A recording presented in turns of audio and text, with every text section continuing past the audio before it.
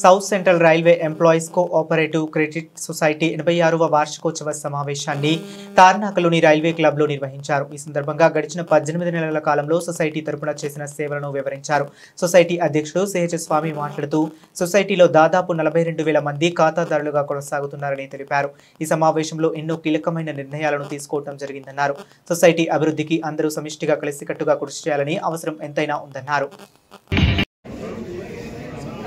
ఈరోజు south central railway credit cooperative society limited 86వ వార్షిక సమావేశాలు మరి తార్నాక రైల్వే క్లబ్లో నిర్వహించడం జరిగింది.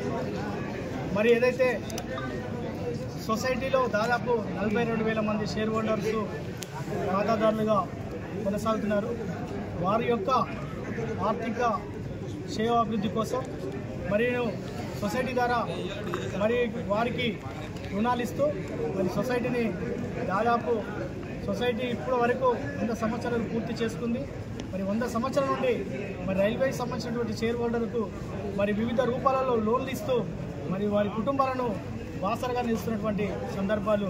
మరి ఈరోజు ఇక్కడ తార్నాక రైల్వే క్లబ్లో మరి యాన్యువల్ జనరల్ బాడీ మీటింగ్ ఏర్పాటు చేసి మరి 210 మంది ఉన్నటువంటి డెలిగేట్లను మరి ఇంక్లూడింగ్ 23 మెంబర్స్ డైరెక్టర్లు కలిసి మరి ఇక్కడ సమావేశం ఏర్పాటు చేసి మరి సొసైటీ అభివృద్ధి కోసం, సొసైటీ పురోభివృద్ధి కోసము రకరకాలైన నిర్ణయాలు తీసుకొని భవిష్యత్తులో మరి రైల్వే మరి జోన్ బైఫర్కేషన్ అవ్వబోతుంది. మరి జోన్ బైఫర్కేషన్ అయితే మరి తీసుకోవాల్సినటువంటి షేర్ హోల్డర్ తీసుకోవాల్సిన నిర్ణయాలను ఏ విధంగా మరి ముందుకు తీసుకెళ్లాలని చెప్పేసి మరి జనరల్ బాడీలో మరి డిస్కస్ చేసి మరింత నిర్ణయాలు తీసుకొని రాబోయే రోజులలో సొసైటీ పురోభివృద్ధి కోసము సమిష్టిగా కలిసికట్టుగా మరి డెలిగేట్ల సహకారాలతో సొసైటీ మరింత ముందుకు తీసుకెళ్తానని తెలియజేస్తున్నాను. Thank you.